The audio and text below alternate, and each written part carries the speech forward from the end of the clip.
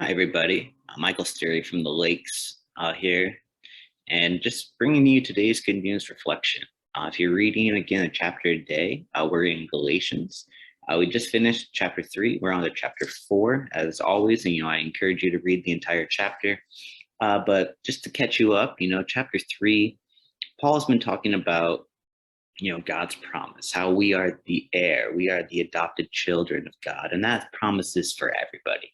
The final verse of chapter 3, there's neither Jew nor Greek, there's neither slave nor free, there's neither male nor female, for you are all one in Christ Jesus. And if you are Christ, then you are Abraham's seed and heirs according to the promise. But then he goes into chapter 4, and he expands on that a little bit, and it gets a little confusing because he says, now that I say heir, as long as he is a child, it does not differ from a slave. So what does he mean? What is he trying to get there? Well, what he's talking about is he's talking about, the law in, what the Old Testament law used to be. And if you're, a child has no rights in the Old Testament, until the father gives them to them. So they're not different than slave because they were under a guardian. They were under a steward. Somebody was telling them what to do. And he says, what they're being told to do, they're in bondage to the elements of the world. And that's in verse 3.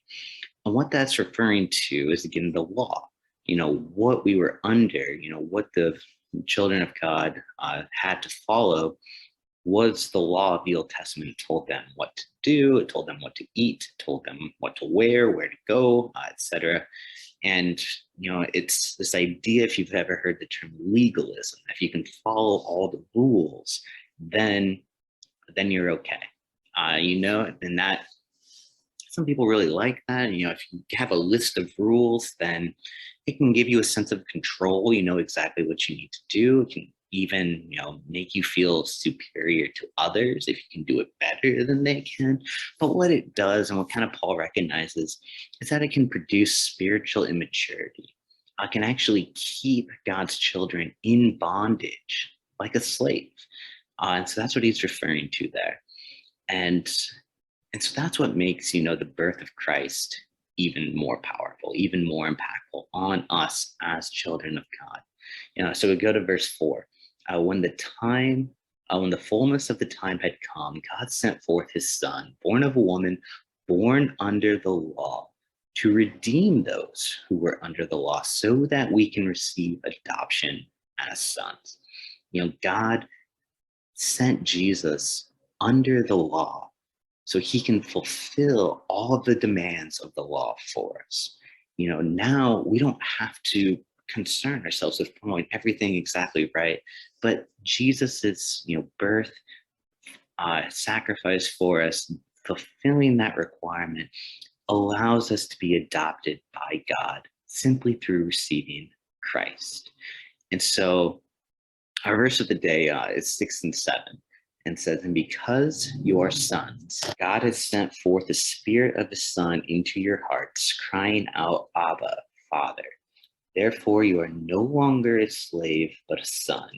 And if a son, then an heir of God through Christ.